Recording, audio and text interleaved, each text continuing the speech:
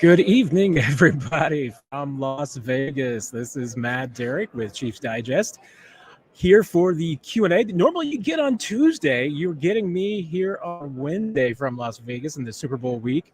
I was a little under the weather last night, unfortunately, and not in the good Las Vegas way. Just a little bit of a stomach bug that sent me to bed early. So sorry that I couldn't do the Q&A on Tuesday night like we always do. But here on Wednesday with a little more information, a couple of more media availabilities under the belt. A little more information from the players, from the team, you name it. So hopefully we'll be able to have a good night tonight. Nick Jacobs from KSHB 41 is going to try to join us if he can. He's just finishing up with the Road to Vegas show that they have every night. So if you're not watching that, you need to be checking that out. And hopefully my Wi-Fi and internet connection here on Radio Row is going to hold up. Thanks to our good friends over at Union Broadcasting, which is 810 here in Kansas City. They're in Kansas City, I guess, since I'm here in Vegas. But specifically, my good friend Pat Strothman over at ESPN Wichita letting me crash at his table right here at the main entrance to Radio Row. So that's pretty cool. Right across from the local radio. We got ESPN Las Vegas and radio goes over there. So haven't covered them up yet. I don't think they would appreciate that. But I know if this was the Chiefs locker room, the Chiefs would be doing that about now. So fire away with your questions. I know Sharon's got the first question up, and I'll probably just go ahead and dive into that when it does into the news of the day. Really, the only transaction I would expect the Chiefs to make this week, they did make today, activating Sky Moore from injured reserve and sending Charles Omenihu to injured reserve. So no big surprise there. I expected both of these moves. Today was the deadline to move Sky from injured reserve. So if they hadn't done it today, he wouldn't have been eligible for the Super Bowl. They would have just had to leave him on IR until the end of the season. Obviously, Charles Omenihu is going to be out with the torn ACL, so we're not going to see him in the Super Bowl. We already knew that. He already been ruled out, so this was pretty much a foregone conclusion. The question was just going to be if he's going to make another move. Haven't done anything with Jerick McKinnon, and I'm not expecting that. You know, Andy Reid earlier this week said that he thought it would be a bit stretch if Jerick was ready to play. He wasn't practicing yet. The NFL is kind of holding things back today, so wait until the 49ers practice report is done before they're sending out everything. They will send out a pool report that's got P. King is covering the Chiefs on the pool report. He is the pool reporter, so he'll be giving insight into what happened at Chiefs practice today and the injury report, which last time I checked, the club still had not released. And like I said, that's usually because during Super Bowl week, the league really takes that over. So you wait until both teams are in. And the 49ers are practicing very late in the day. That's their MO. They're a West Coast team, so they practice later than usual, or certainly later than the Chiefs do. So we won't get all those details. I would expect there's a pretty good chance that we're going to get the pool report here not before too long, probably during our broadcast tonight. So as soon as I see it, you'll see it too. So we'll get in there. But Sharon specifically, will Sky play? I would say it's 50-50. The Chiefs have 8 receivers on the active roster. And, that includes Kadarius Toney, who has not been active so far in the postseason. Justin Ross has been active for 2 of the 3 games, at least played in 2 of the 3 games. The other 5 have been active, played in 3 games. So 5 is kind of your baseline. Question's going to be who's going to be that 6th, and will the Chiefs take 7 into Sunday? I can't see a scenario where they're playing 8 receivers on Sunday. So the question to me is if it's 5 or likely 6, could be 7. Not ruling that out. But I think that Toney probably at this point sounds like the least likely scenario. I think that if he does play, it would just be in some limited packages. Very similar to what you saw in last year's Super Bowl, just a handful of snaps, maybe 6 to 10 snaps for him, just some things that were very specifically designed for him. But I could be surprised, but I don't think he's going to play. I think there's a better chance that Sky will. And like I said, I think that's kind of 50-50. I think it's a situation for both those players because remember, they both have been out the same amount of time. That New England game was the last time that they both played. And even though they have been practicing, that's not the same. And throwing a guy out there, after really 6 weeks of being off, well, that's what Kadarius went through in week 1. And he struggled in that game with his timing and with his hands. And I just think really, really tough ask, to have for a player that after being off that much to have them go out and play in a Super Bowl. So we will see, but that would be my guess, is that if the Chiefs play 5, it'll be the 5 that, if there's a 6th, I think it would be probably just Ross or Sky Moore, but it's a coin flip to me. Kadarius would be the 8th in the rotation for me. So I demand he's going to play, but the Chiefs could surprise me. Hey, Andy Reid will do anything he can to think he can win a game to just put them over the top. And if Kadarius is the guy that can give them that 1 or 2 plays that they need, they'll put him out there. So, and that's what Dr. Who was asking. Do you see Tony playing the ball out in the Super Bowl? I really don't. I mean, even if he does play, I think you're just talking about a couple of touches, 2 or 3. I really can't see them do much more with him. I think it's much more likely that you'd see on some jet sweeps, that kind of thing, than throwing him the football, maybe in a screen in the flat. I don't think that, with this time off that he's had, I don't think it would be fair to him to be throwing him anything over the middle and in traffic. Maybe you take a deep shot with Tony, but I think that the scenarios in which you, 1, put him on the field, and then 2, throw him the football would be very specific. They would be things that they have practiced the last 2 weeks, probably something that they've practiced during the season that they're going back to. So that's to me, I think what you'd be talking about.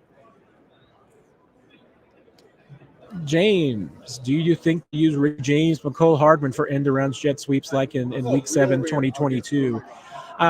Entirely possible. And 2 guys, once again, that can absolutely run those plays, so you don't necessarily have to have a Kadarius Toney or a Sky Moore to do those things. They've got a lot of options there now that they're healthy. If anything, they just have depth and can make some choices about who they want out there in some specific situations. So I'll be interested to see, and maybe we can even get our special guest who's popping in here. Nick was able to make it. Hi, Matt.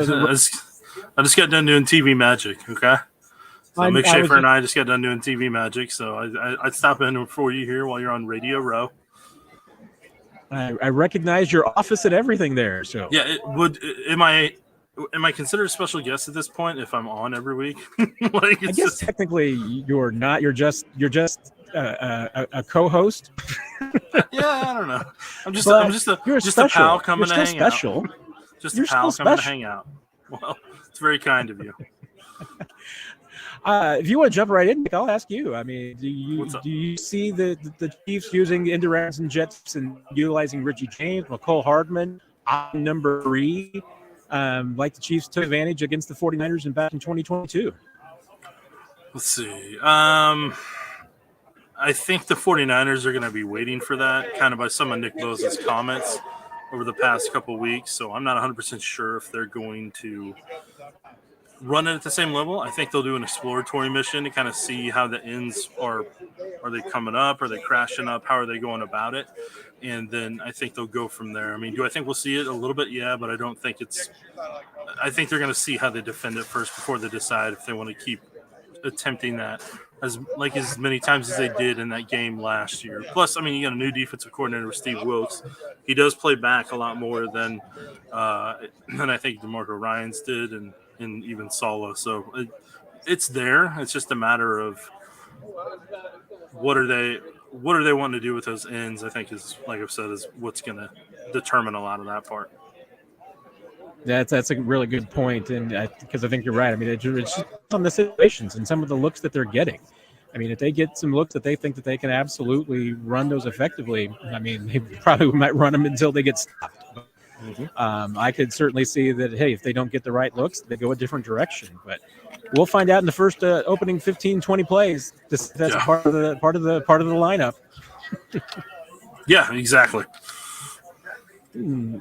Jesus is asking, what do you make of still having a cast on his ankle from what he saw on the franchise?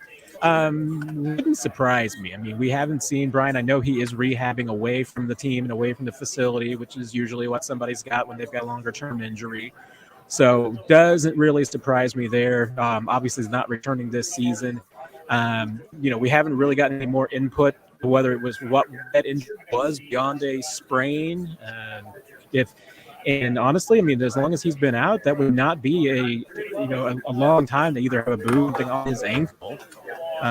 Because a third degree sprain, a high ankle sprain, or even an inversion sprain, I mean, all of those can last quite a while, especially on the third tier one, so the third degree one. So wouldn't necessarily surprise me. And I think and I are both having some internet struggles. Hopefully, you guys aren't having too much trouble with us. But I know my Wi-Fi connection here is a little iffy.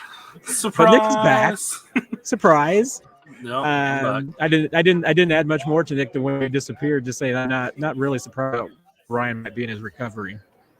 Yeah, I mean, because I know somebody asked me about if there was a chance he play in the Super Bowl. And I said, if you watch a franchise, I think you'll get your answer. And yeah, seeing him at home and part of the rehab and everything, and him having to watch the game at home versus kind of being on the sidelines or something like that, kind of told me that it wasn't going to it was going to be, you're going to be looking for him in 2024. So I mean, you're hoping everything goes well with that recovery, obviously, and we'll see what happens when June OTA range hits, and then what happens kind of in July.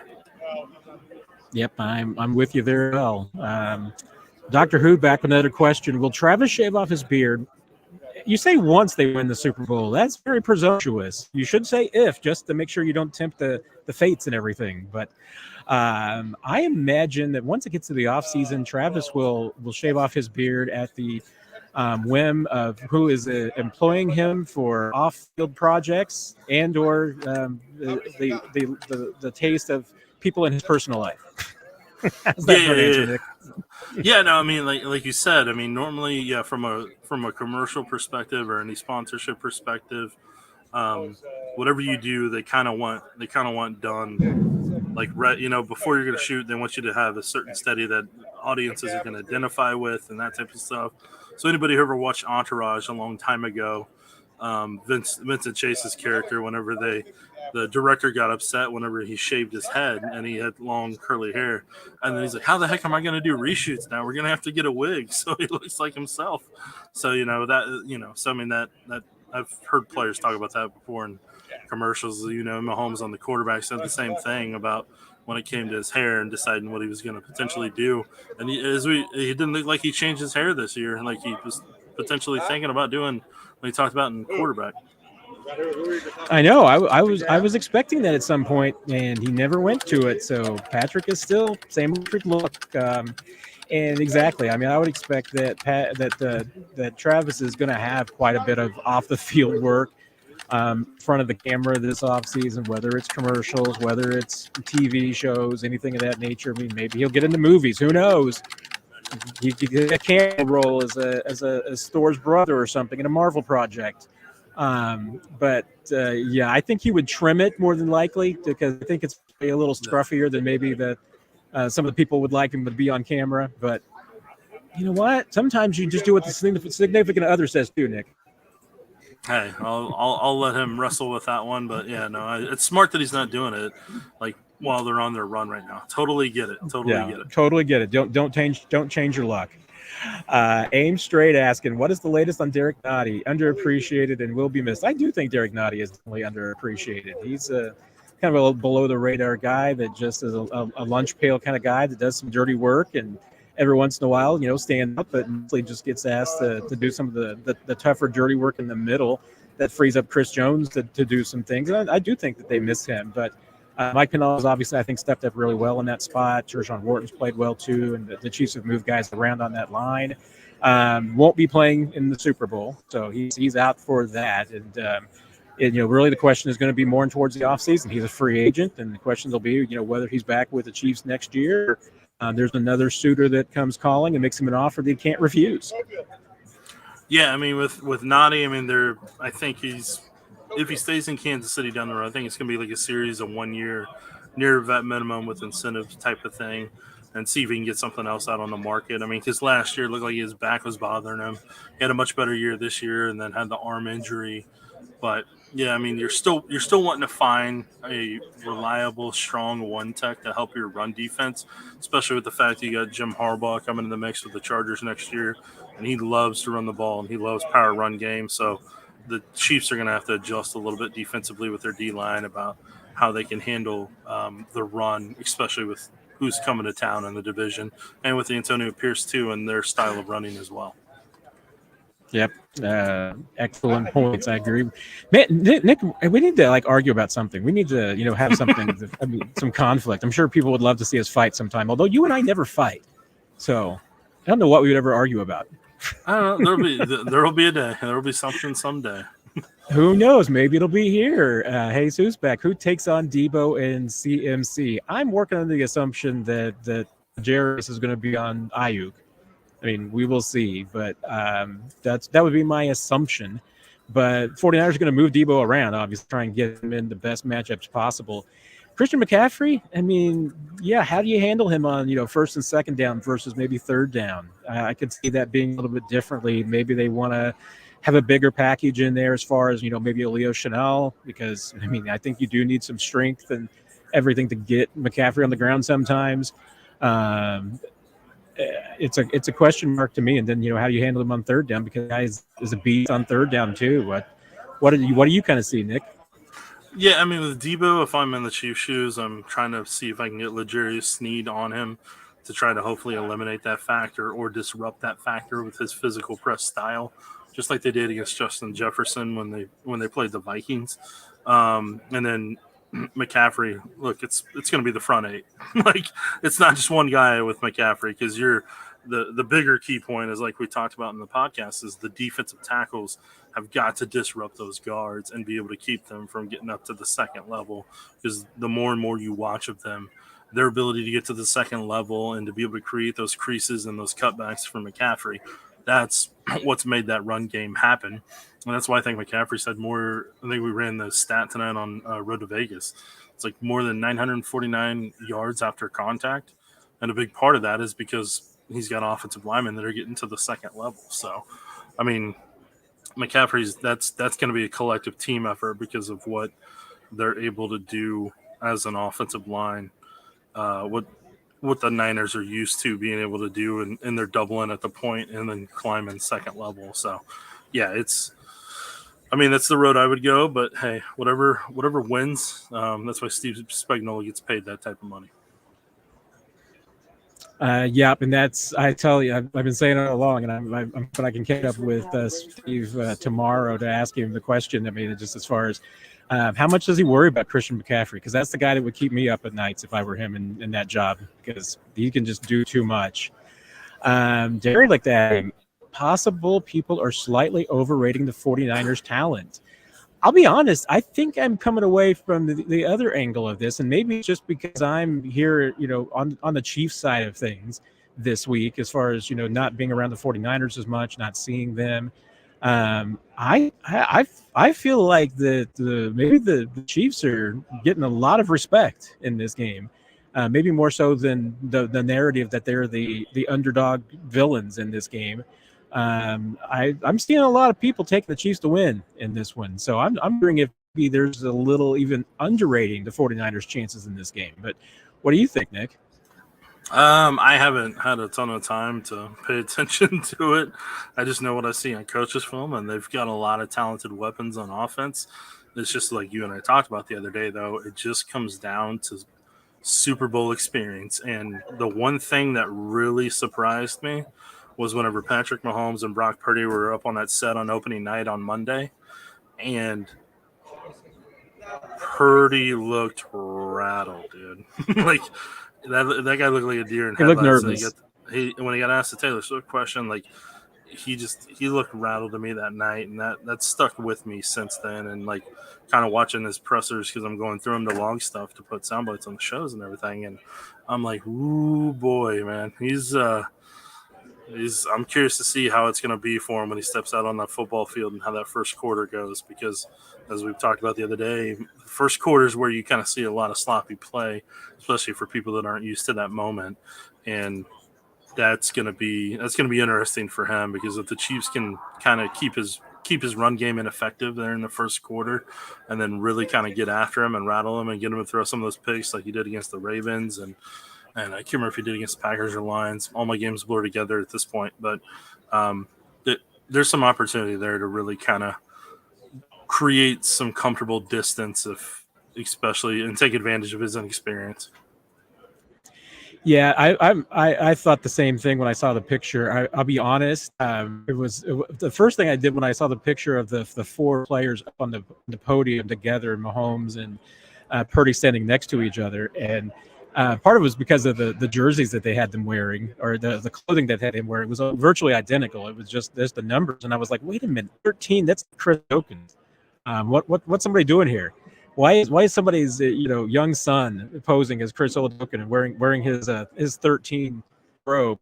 No, that was Brock Purdy. He really does look young, Nick, and I know. I mean, you should not rate him, because I think a lot of people have underrated him, and they've learned to regret it.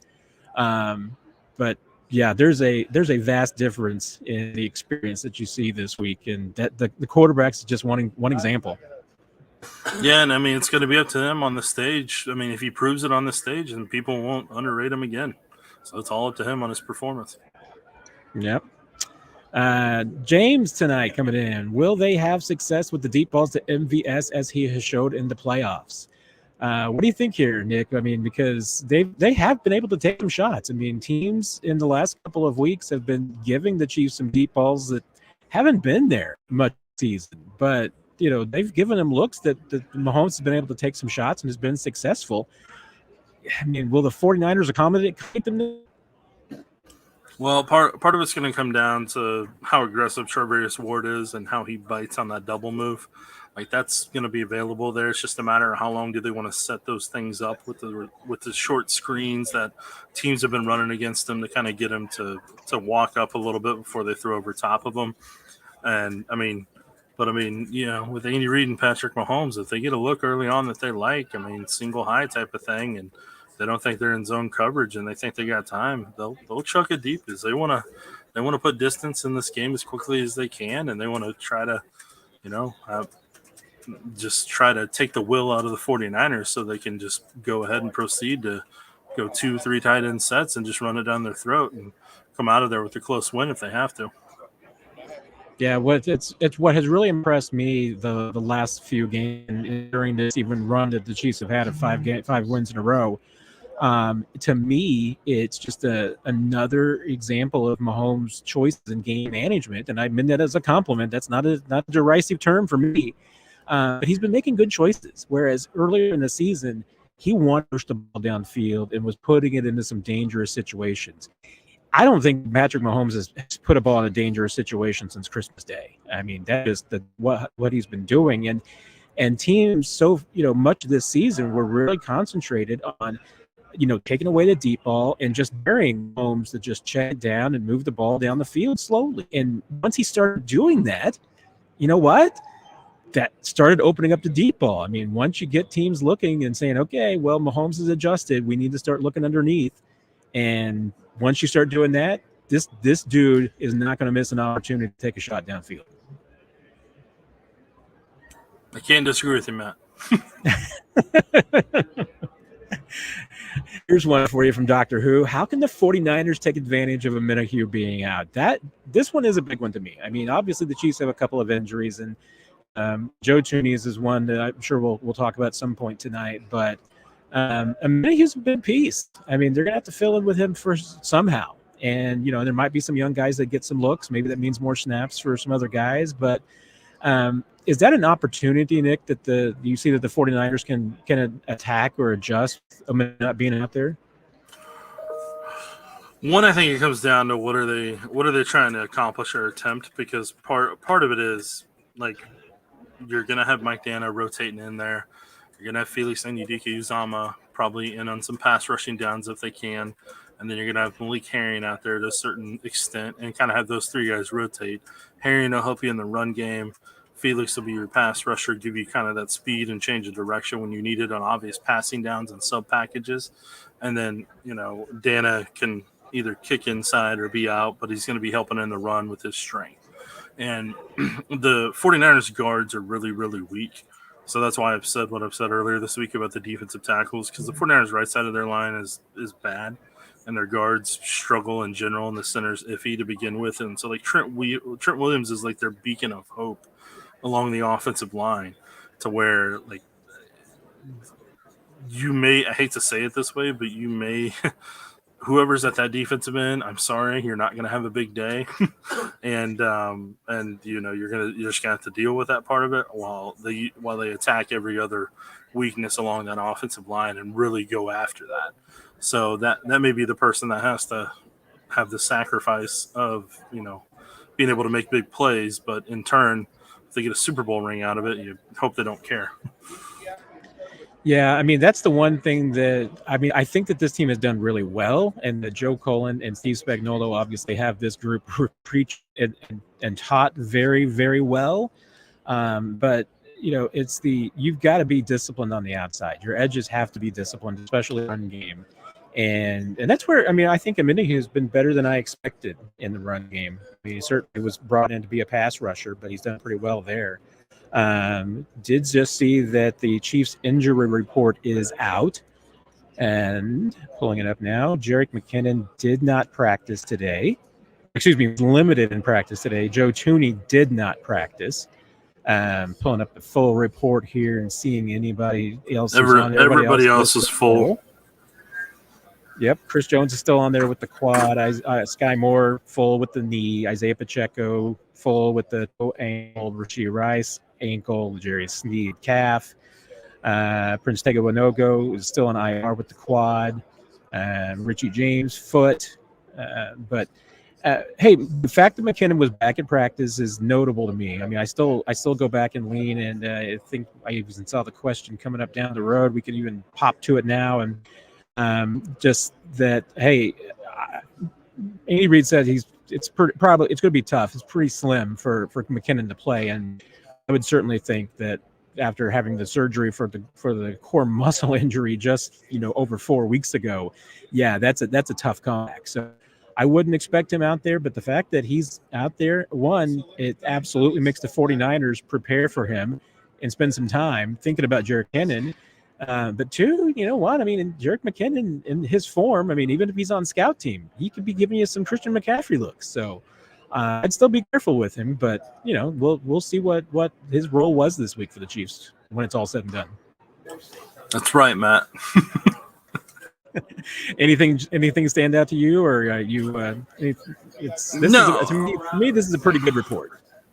Yeah, compared to where it was a week ago with 17 guys on the list, and now it's down to about eight, and only one of them didn't practice. That's good. That's good on that front. Like we talked about earlier. Joe Thuney, I'm personally not expecting him. If he gets to play, that's great. And Andy sounded like earlier this week, Andy was kind of basically saying that he wouldn't expect McKinnon to play in the game either. So I've just mentally kind of prepared for both of them not to be there.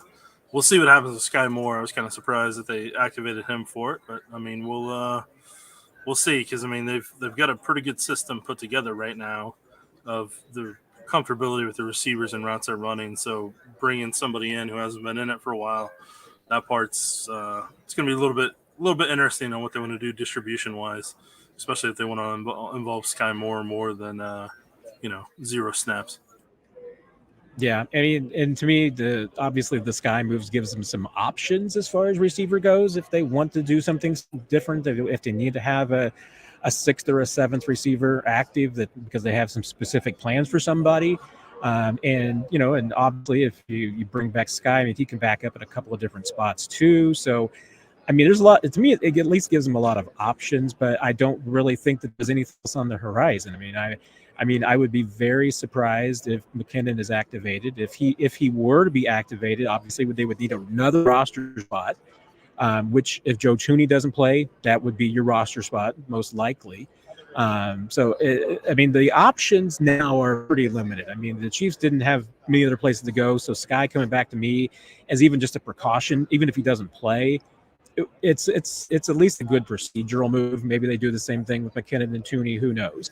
But we're down to really, I mean, the only thing left for this team to do is to see who we're going to get elevated from the practice squad on Saturday, which I would expect it to be Mike Pinnell and someone else, maybe Keith Taylor, who they've been activating the last couple of weeks. But there may be another place that they want to go, and there's a body that they want to activate or even do a favor for somebody, even if they're not going to play them. Yeah, it'll be interesting to see what they end up doing because they definitely got some options. But yes, Pinnell better be one of them. We were talking earlier about the Chiefs, running some end arounds and some screens, but and this goes away exactly what you were saying earlier, Nick, because Go for KC Forever was asking about the way to attack the defense edges and would wide receiver screens work. I mean, to me, it's a different tool, but it's kind of the same thing as far as, the end arounds. I mean, it's a different approach, but it's kind of the same, a different technique, same strategy, right? Yes. I mean, when you're going up against good pass rushers, what a lot of teams like to do is they want to run at them, physically wear them down, and then they don't want to pass rush in the third and fourth quarter. And that's what the Chiefs did a handful of times against Bosa in 2019, and that's what other teams do at times, is you run at them and you wear them down. So that attacking the edges, sure, that's a part of the puzzle, and doing the wide receiver screens like a lot of the 49ers opponents have done in the past, yes, that's going to help as well. But, I mean, those are all just pieces in a bigger puzzle of what the Chiefs are going to have to attack. Because what I'm intrigued by is to see what Andy does in his first 15, what Kyle Shanahan does in his first 15, and then where do they both adjust off of that? What do they give that neither team is expecting or is going to potentially have seen from doing tape study this year or multiple years? And the thing of it is, though, in the grand scheme of it, the guy who has the most pressure on him in this game, in my opinion, is Kyle Shanahan. So, if Steve Spagnuolo is able to smack him in the mouth in the first 15 plays, and kind of really make their mark early on there, I think we're going to see some panic from the 49ers because Kyle Shanahan had the episode when he was the offensive coordinator, the Falcons, up 28-3 and lost that one. Yep. Then they gave up the 10-point lead over the Chiefs in the fourth quarter. And I'm sure Kyle's getting that question relentlessly this week and last week. And he's probably tired of hearing it, but I mean, he's going to keep hearing it. And so Steve Spagnuolo goes out there and they make a statement there in the first quarter and kind of put him in a little bit of a panic mode. Then they may be able to get him and Brock Purdy out of sorts and get him to be a little bit more aggressive and then be able to kind of force the turnovers. And then they can attack however the heck they want at that point. Yeah, I'm surprised at how much I have heard 28-3 this week. I mean, I figured we would hear a lot more about the 10-point, lead that they gave up against the Chiefs last time around. But 28-3 is still around Kyle Shanahan's neck. There's no doubt about it. And until he wins the big game and especially holds on to a lead in the big game, it's going to. I think you're right. I mean, I don't think there's any doubt to me that when it comes to the coaches, Andy Reid, I don't know. I mean, I don't know the guy necessarily experiences what I'd call stress because he seems to compartmentalize things so well. But, Andy Reid, I would imagine the things that will keep him up Saturday night, if anything keeps him up Saturday night, will just be, has he prepared, are the guys prepared enough to go out and execute the way that he wants them to? And I can't help but think that when Kyle Shanahan lays his head on the pillow, is there going to be a thought somewhere in there rattling around of just, I don't want to blow a lead again? That if I was in Kyle Shanahan's shoes, that would be my thing. That would be my driving force, unfortunately. Dan's asking, what's the vibe in Vegas? Lots of Chiefs Kingdom around. I'll tell you what, and this is, I guess, usual every year, but Wednesday is kind of the day that it starts feeling more like a game week and it starts feeling like a normal kind of experience, or at least a Super Bowl experience, because the first couple of days are quiet, really just a lot of media nonsense. Opening night is, as I've pontificated before, one of my least favorite moments on the NFL calendar because it's just from Mars. I would change everything about it if I could wave a magic wand.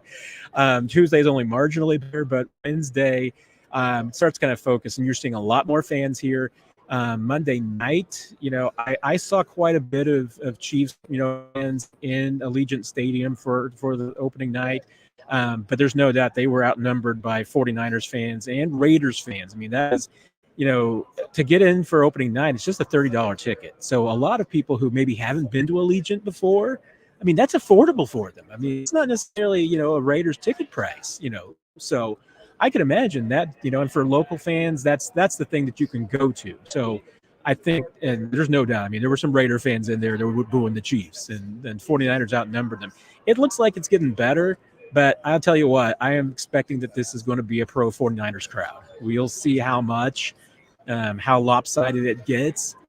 Chiefs fans are showing up. I have seen plenty. I was with some in the elevator today at the hotel. So I know Chiefs fans are representing. You see plenty of jerseys popping around. But 49ers so far, I mean, it's their city right now. I mean, we'll see if that changes. But I think this, and also, Nick, I mean, it's an easier trip for 49ers fans. And a lot easier than, San Francisco to Miami for sure. But Josh, if it ain't broke, don't fix it regarding the killer beard. Yeah, I mean, I don't think there's any doubt. I mean, even though I wouldn't want to have a beard at training camp, Nick. I mean, if Travis is back in St. Joe in July, I'm assuming the beard back.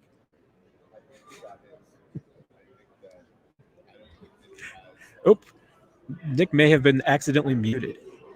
Sorry, I muted myself. Oh, there you go. Sorry. I mean, I think it'll go away like after the Super Bowl. We'll all move on. This question has popped up a lot today after Andy Reid got asked about Eric Bieniemy at the press conference this morning about Eric Bieniemy coming back to the Chiefs or landing an offensive coordinator job on another team. I mean, the tough thing for EB is that offensive coordinator jobs are running slim right now. I mean, there's not a whole lot left. I'm not sure even off the top of my head how many are left. But to be the top thing for me is it's a numbers game at this point. And I don't know if I'm Eric Bieniemy, do I want to go back and be a running backs coach? Do I want to, pick up a position coach somewhere else? Is there an offensive head coach, assistant head coach, or, a analyst role or a court, something, a other role for an Eric Bieniemy in an organization somewhere? I mean, I think he would be fine, in a position like that. And then, if it's just for a year of him, helping out a team in some other way, I could see that. I don't know if he would come back to Kansas City. I mean, I know he loves it here, and there's no hard feelings between EB and the Chiefs or Andy Reid and EB. There's still a lot of respect there and appreciation for him. I just think that, if he wants to be a head coach and wants to be an offensive coordinator, I think coming back to Kansas City is a step back and just wouldn't help him in that regard. He probably needs to go somewhere else and carve out his own identity, have his own successes that aren't connected to Andy Reid, and show what he can do.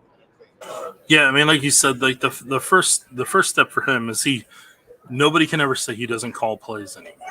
By him going to Washington, nobody can say he's never called plays. He's never had to design an offense, never had to do that part.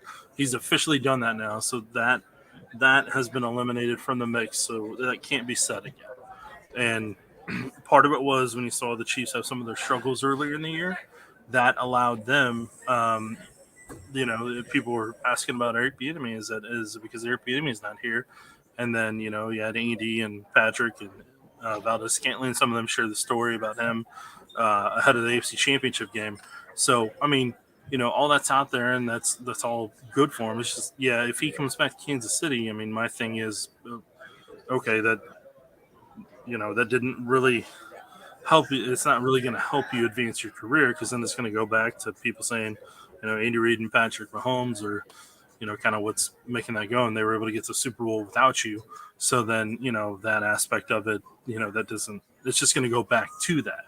So that's why it'd be interesting to see what he ends up doing. But, I mean, I think for him and for his career, if being a head coach is what he wants, then – finding an opportunity elsewhere to really kind of continue to move that forward down the road, I think that's going to be key for him. But if he doesn't have those aspirations, then and the Chiefs can find a spot for him on the coaching staff, I don't think that's a bad thing. I think the Chiefs are better with him as a coach on staff. It's just looking at it for him and his perspective.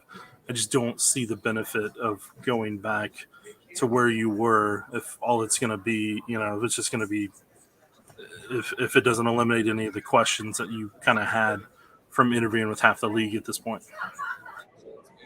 Yeah, and I mean, like I said, I mean, I think the Chiefs would take him back. I mean, I think they would welcome him back with arms if he wanted to do it. I just don't know if it would be the best move for him. I think it would be a sideways move at best, and maybe a step back at most. And yeah, I mean, he needs to obviously, change the perception of him around the league. I don't know what the perception is, but I don't think that he can really do that in Kansas City.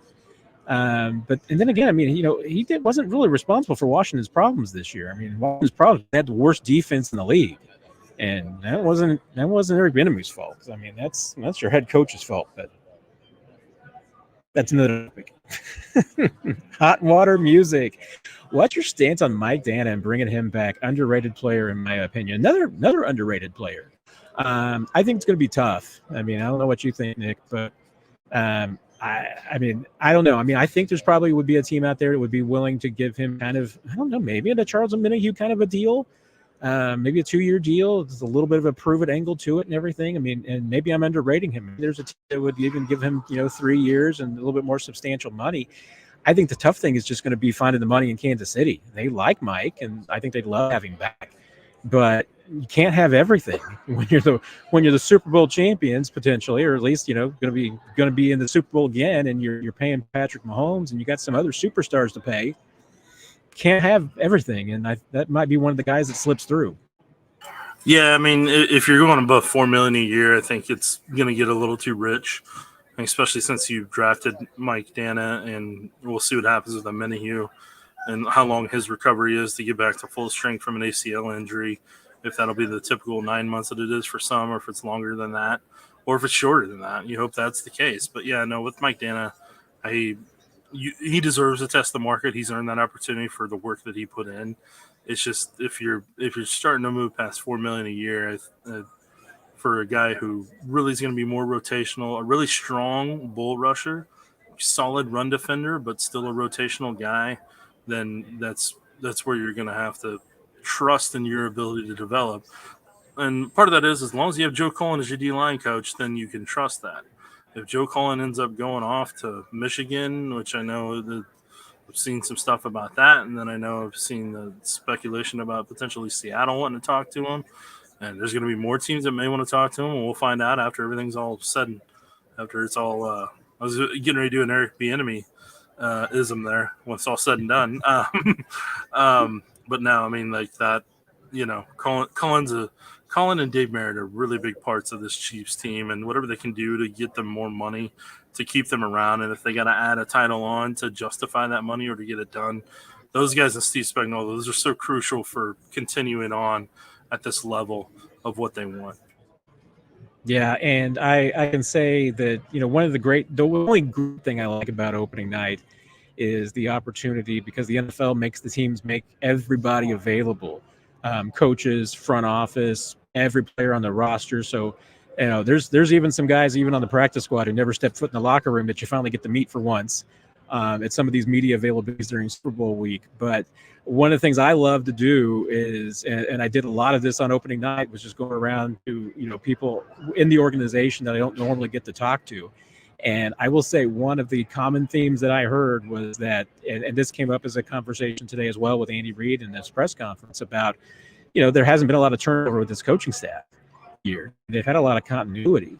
But in this organization, they consider both those guys and Brendan Daly, linebackers coach as well. They think all three have a future. And they, in Colin's case, obviously has been. But they think all three of those guys are defensive coordinators in this league.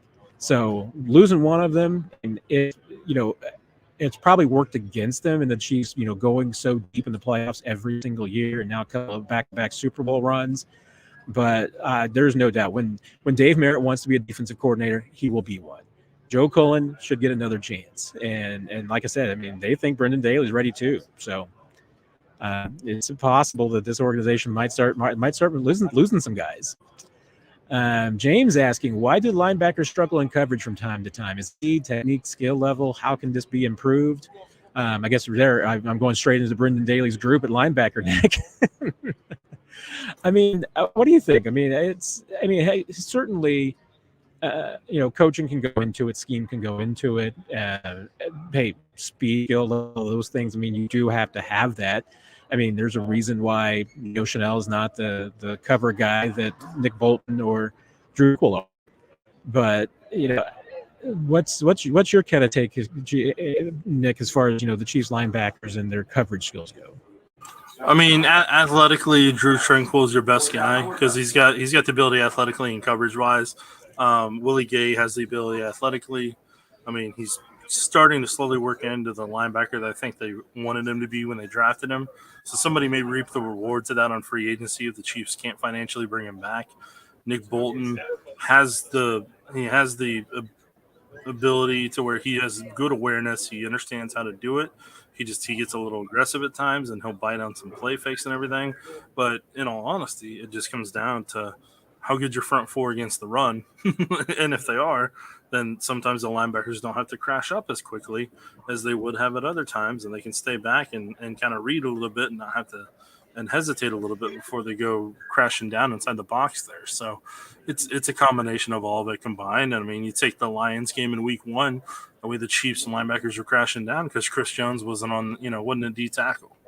So they were biting on everything, and the Lions ate them up with the play action pass. So that in my opinion is kind of it all works together. And hey, if we're talking about free agents, man, wouldn't you love to have Drew Tranquil back next year?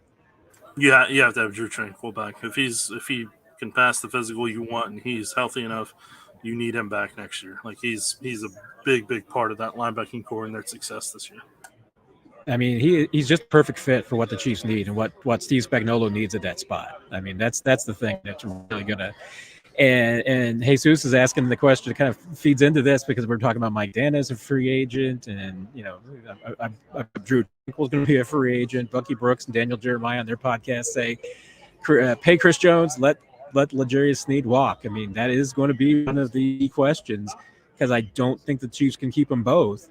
And the market may make that decision for them. I mean, L'Jarius Sneed, I think, is going to get some big time offers. And that might make the decision for the Chiefs, Nick. But you and I know we've been down this road many times. It'll change. I mean, that's a tough decision for the Chiefs to make this offseason, and it's not an easy one. As I've said, the many times we've been asked this, and we'll continue to be asked this till March. The physicals will answer a lot for you. Where are they at physically? What can they pass? Where's Chris's quad at down the road here? Where's L'Jarius Sneed's knee at down here? What can they estimate on how healthy they'll be able to stay if they give them a certain financial money? But you've heard a lot of players mention Sneed. You've heard Steve Spagnuolo mention Sneed multiple times and what he brings energy-wise, what he brings attitude-wise. Are you willing to lose that if he's healthy? And then with Chris Jones, obviously he's been a dominant defensive tackle for quite some time. This year has kind of been a little 50-50 because of how many snaps he has and everything. And I mean, he's going to get paid on the open market, and he's going to want $30 million a year, and he's going to have a team that's desperate enough to give it to him. So if I'm looking at the numbers, I'll be surprised if Sneed gets more than $17 million a year on the market. But I fully expect Chris to get as close to 30, if not more, when that time comes. So from a cap perspective, if you do bring Sneed, then is there a way you can get defensive tackles that may not be up to Chris Jones's level, but in free agency, some guys who can essentially kind of split the cost of what Chris would have cost you so that you can overall have a better run defense next year and still be able to kind of keep what is ascending and what is rising up. And if you have Joel Cullen as your D-line coach, you have a lot of faith in that ability to develop. Yeah, and you and I, we've been talking about this. We are going to go into these conversations in the offseason. Once the offseason gets here. I don't know if you're seeing Mick Schaefer behind me here. I did see that. Practicing karate in the garage. Working on his karate moves. Yes, he is working on his karate moves. Mick, I'll unplug so Matt can talk to you real quick on the live stream. Anything you want to say? Oh, this is live? Yeah, it is live. I like tape better so we can edit this out. Not too much, Matt. Are you in Las Vegas, Matt? Yes. I am in Las Vegas. Yes. Are you on Radio Rose? Because Radio I Row am. is a lie. Radio Rose is truer because there's 1,000 of them. I am on Radio Row. I am right now. I'm squatting in the ESPN Wichita 92.3 booth. Oh, I bet your thighs are burning if you're squatting this entire time. Our dear friend Seren Petro is within my viewing range right now. So if you want to say hi to Seren, I can tell him hi for you. Tell dear friend Seren hi for me too. I kind of miss Vegas. I'm kind of missing it. Make sure says hi. Hello, Mick. Hello, Mick. Man, this is really good radio streaming Hi. thingy. Glad I could bring you together for this. Yeah. I love your mic. That's all the last thing I say. 41 is the mic. You are the mic there. That is pretty amazing. You are the best, Mick. But are you okay, Nick? Yeah. I just love that the karate moves are definitely going to be our first meme coming out of this.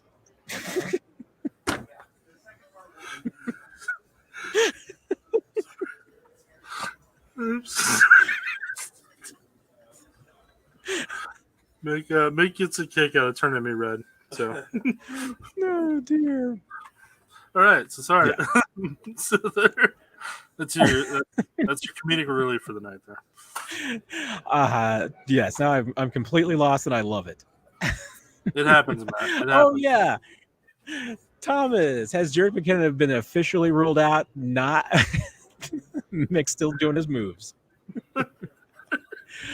McKinnon has not been ruled out yet. He did practice limited role on Wednesday, so we'll see what happens. But still a chance that he plays. So, does having Willie Gay help the CMC situation? I mean, I would think so, Nick. I mean, anything you can throw at Christian McCaffrey, I think you got to, right? Certainly doesn't hurt without that athletic ability. So yeah, no, having him's a good thing. You hope next okay and everything's able to be all right. But yeah, no, having him athletically can help out. And Nate Taylor and I was working to him Monday opening night, and obviously we asked him about the neck and not playing in the AFC Championship game, and he turned the neck around and swiveled and did a bunch of little moves and everything to show us that he had complete motion and pain-free and was feeling good. And he said, yeah, I mean, he felt like that if he had played in the AFC Championship game, he wouldn't be playing in the Super Bowl because he thinks he would have injured it worse and hurt himself. So, yeah, that's I think all the news you need to see here on Willie Gay. He is telling you that right now he is 100%. Who will be the third running back? I mean, you got Michael Pirine sitting right there, so he's your third guy. I think the bigger, question. I mean, and the Chiefs have already been playing without Jerick McKinnon, so it's nothing new for them. But there's no doubt. I mean, they'll miss Jerick McKinnon on third downs. Yeah, I mean, yeah, Pirine's going to be the guy for now as the third individual, but I mean, I think you'll see some of Clyde in relief there, and you're going to see a lot of Pacheco because Pacheco's going to set the tempo, and then Clyde's going to come in and be the change-up, and then, Pirine, I'm not expecting to see a lot, but, I mean, yeah, we'll see what happens, but I'm sorry, I'm still getting over Mick doing that. Doctor Who asking, what's the craziest thing you've seen in Vegas so far? Great show, Matt and Nick. Thank you. We appreciate that. I always appreciate when you tell Nick it's a great job because, he deserves it. There's a handful of things that I've seen out here that have baffled me. One is that, and I know I've mentioned it a few times, Carrot Top has not aged well. That really, really surprised me. I saw this person walking into the stadium the other night in front of me, Nick, and I was like, I looked at and saw that he had a day pass, and I was like, I mean, when did they start giving day passes to drugged out hippie homeless people? And I didn't think much of it. He kind of gave me a dirty look because I was looking at him and everything. And then later we got into the stadium and I ran into him again and I realized that's Carrot Top. And the years have not been kind. Andy Reid also said he did not recognize Carrot Top when Carrot Top was asking him a question. And he told him he still looked buff, but that was to me. I mean, that was Andy was fishing for something there to say it was a compliment. So that tells you all about Andy Reid right there. He's going to look for something nice to say. But I digress. Was No, no. Wayne Newton was there to ask any questions at media night? Didn't see Wayne Newton. I mean, I've seen the Blue Man Group about everywhere. So, I mean, it's like you can't swing a dead cat in Las Vegas without hitting the Blue Man Group. They show up for anything. There was something else I was going to mention. I mean, now the craziest thing I've seen in Vegas so far might be Mick Schaefer doing karate in the background of your shot net. Inside our sports department back here, yeah. But also the questions that you get, and and some people may like them. Maybe they think they're clever and they're cute and everything, but some of them just annoy me. Like the guy yesterday that went to every single player to their media availability, asking them if they would get a tattoo of Patrick Mahomes on their body if it guaranteed a Super Bowl win, and where would they get it? And there's like 12 people asking questions like that go around. And I did appreciate, or at least I was amused, if no other reason than by Andy Reid's reaction when he was asked about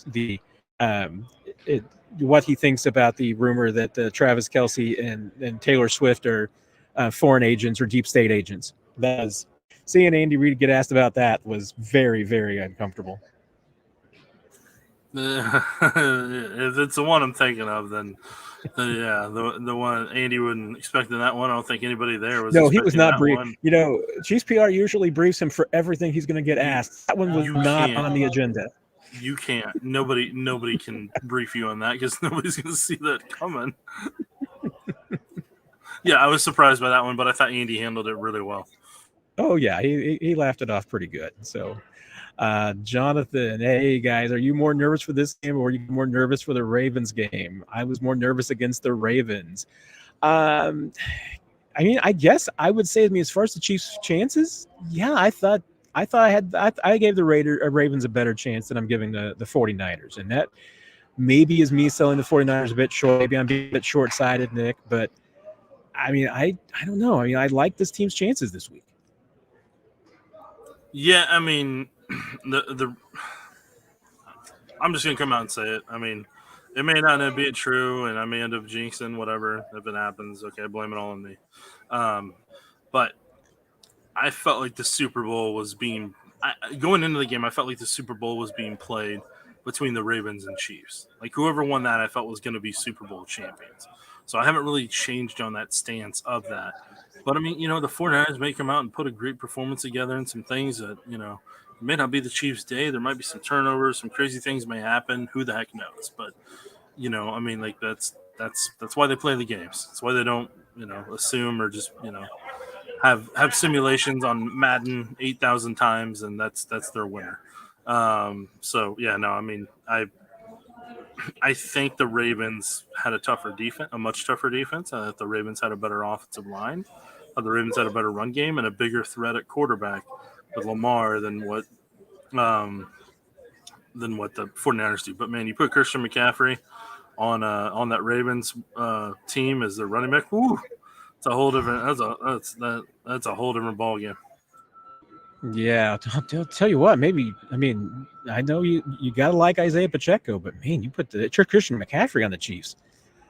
Should they lose a game? But touche, sir. Bobby was asking, why would practice limited if he's not going to play? I mean, there can be a lot of reasons. My biggest guess would be that the possibility that they might just be using him on scout team. That because he can kind of mimic some things that Christian McCaffrey can do. Maybe they're just testing him out, giving an opportunity to where that injury is and whether he could play. So, we'll see in the next couple of days. I mean, if he's a full go Thursday and or Friday, then yeah, I mean, I think you're definitely talking about the possibility that maybe it's real that he could play. But there's reasons for the player too. I mean, if he can show teams that, hey, he got back out there, was on the field, and he was ready to go by the end of the season, when he hits free agency in March, not going to get as many questions, and maybe they won't be looking at the medicals quite as closely. Nailed it, Matt. There's nothing more I can say. Plus, I've also got to get out of here soon. All right. Well, then I'll answer this one short. Booney, does Tony return punts in the Super Bowl? No. Richie James will return all the kicks unless he gets hurt. Yeah, I'm very intrigued to see what the Chiefs do with Kadarius Toney this week. because I don't think he helped himself on opening night with his comments. I mean, I know he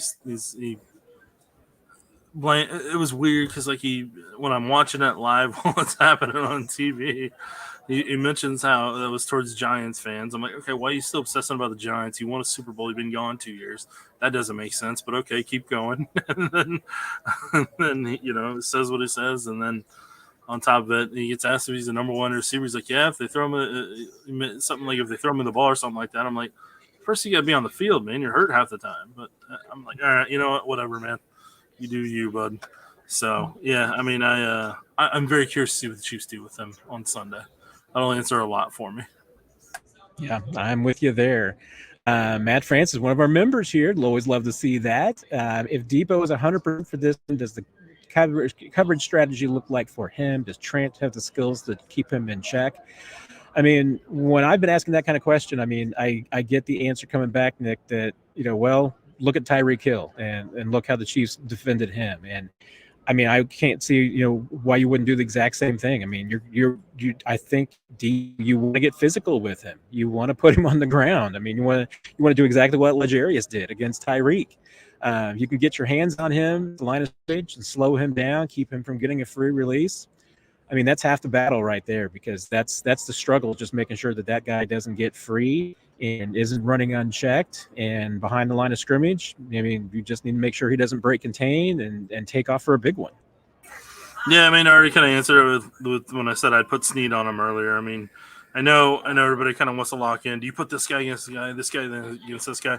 Part of the time you're going to do this. Part of the time you're going to do zone. Part of the time you're going to do something else. Like, it's not just this guy follows this guy around the entire game type of thing, because there's going to be times where maybe Justin Reed is guarding George Kittle and trying to get physical with him, and there might be a time where he's getting doubled, because on the down and distance, that's normally what happens inside that 25-yard line, that he's the primary target. Or it might be Deebo Samuel and the Chiefs doubled, Tyreek a couple times. So it's going to evolve. It's going to change. It's what's always going to happen. But more times than not, if I'm in the Chiefs' shoes, I'm going to try to have a very physical Legarius Sneed take Deebo out of the game. So they got to find somebody else. But we'll see. There you go. Paul, biggest X factor overall. I mean, I'm not sure I can go up with a bigger X factor than the experience angle. I mean, that to me, if the Chiefs win, I think that's going to be one of the biggest reasons why we're talking about it, is that the Chiefs have just a ton more experience, even though a lot of the 49ers, I mean, they've got guys who've been here before. Their quarterback hasn't. Some of their key players haven't. And that's the biggest one to me. Is there any other X factor for you, Nick? Yeah, personally, I don't really care about X factors. Like, what it is at the end of the day is what wins you the game. What do you have to do to win the game? So for me, Steve Spagnuolo is able to one-up Kyle Shanahan on a regular basis and really disrupt him. That's number one. Like you said, the experience is going to play a factor in that. And then third, like I said on 41's a mic earlier this week, defensive tackles. Those are the three things that are going to really decide a lot of this game. So if they connect on all three of those, don't turn the ball over, they're going to be Super Bowl champions. Like, that's, but I am curious to see what Steve Wilkes is going to potentially do against the Chiefs and how the Chiefs respond to that. So that first 15, that's another thing I'm curious about. So, I mean, there's a lot of different things that I'm curious about, but I don't think it's one singular player that has to play a certain way for this game to go, to go in the Chiefs' favor. There you go. June 19. Why did the Chiefs wait over a week before putting McKinnon on IR and having the surgery? He could be helped right now in the procedure sooner. I mean, I haven't heard an answer specifically from either McKinnon or the Chiefs on why, but typically, and I mean, I don't want to make any assumptions here, but my guess would be that McKinnon wanted a chance to play, and was probably told, as would be expected, that surgery would mean that he probably wasn't going to play in the Super Bowl in the postseason. Whereas, that if he got a second opinion and maybe could avoid surgery, that he could play. And obviously ends up having surgery with the expert in the field. So obviously that was the direction that they went. So I don't know if it would have made a dramatic difference, but I know players plenty of times, I mean, they want to play. So if they can avoid surgery and heal on their own, I mean, they are oftentimes going to take every opportunity to do that. To the end, Nick, I don't think I have a whole lot more questions for us. So, I mean, unless anybody else has got one more out there, we might make Cole's the last one here.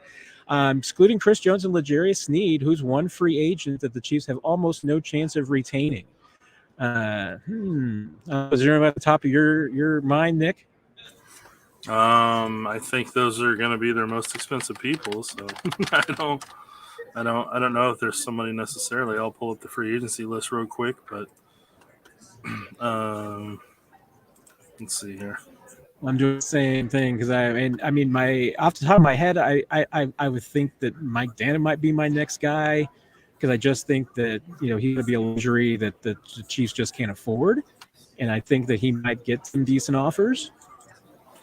Yeah, I guess with the thing saying there's no chance of retaining, I think there's a chance of retaining everybody who's not necessarily named those two because it's just a matter of how you value their price. So, yeah, I mean, like Drew Tranquil, if there's a certain number that they can get him at that they all feel comfortable with, but he still gets a bump in pay, like that's fantastic, So, yeah, I mean, I don't see anybody else, unfortunately. And I'll tell you who I think is more valuable free agents this offseason, who is probably going to be one of the tougher free agents to keep. It's Tommy Townsend. I mean, Tommy's a punter. He went out and got Drew Rosenhaus to be his agent. He's looking for a payday. Yeah, he's one of the best punters in the league. I still remember that day up at Chiefs training camp. We're riding down the cart to go to camp and everything, and there's Rosenhaus walking down and everything, and I'm like, oh, interesting. He's here today. I wonder which client he's here for. And then later, I'm shooting guys walking down the hill and everything, and then there's Rosenhaus right next to me talking to Townsend, and then I see on Twitter that Tommy Townsend's a new client. I'm like, okay. No, it makes sense. It's all making sense now. That makes sense. Yeah, Rosenhaus is going to get him paid. So that's all you can really say. When you go to Drew Rosenhaus, you're going to get paid, plain and simple. Yes, you are. Although I did make a very presumptuous question to Tommy, I said that because I said next year, I want to get with him and Harrison to write the definitive story on the wins at Arrowhead so that everybody finally understands it. And he did commit to it. So we'll see what happens. I wish you the best, Matt. I do. I got to get going though, man. Nick, I appreciate you stopping by. I appreciate everybody who could come in and join us. I am going to probably try and do another surprise live Q&A. I don't know if I can cajole Nick in joining the two because I know how busy he is with Road to Vegas this week on KSHB 41 in Kansas City. You should be checking that one out. Other coverage over there, and I know they'll have great coverage post-game one way or another, right, Nick? Yes, we will definitely have a lot of coverage. We got a lot of crews down there. Aaron Ladd, Caitlin Knut, and Mackenzie Nelson are there, and then Photog Wise, Al Miller, and Chase Lucas are there putting together, and Taylor Hemness is also there for morning show side of it. So got a whole bunch of people there, man. I've been seeing your folks everywhere. It is nice to see. So, we'll sign off here from Las Vegas. Thanks, Nick, for joining us, and everybody else. Thanks for joining us tonight. Really appreciate the support as always. Keep hitting the bell. Keep liking. Keep subscribing. All those things. Truly appreciate it. I haven't checked the numbers yet, but I know we were closing in on 4,000 followers and subscribers on the YouTube channel, and that's just absolutely amazing. I can't tell you how much I appreciate all of your support for all of this. It's been absolutely heartening to see. I mean, it's very humbling. There's so many of you that will want to come in here and hear what I have to say, and I try to tell you what I know and what I hear from the players and the coaches and everybody in the organization, and we'll keep it up. So thank you, everybody. And like I said, you will hear from me a few more times here from the Super Bowl in Las Vegas this week. And hopefully you all enjoy the game on Sunday. Take care, everybody. Have a great week.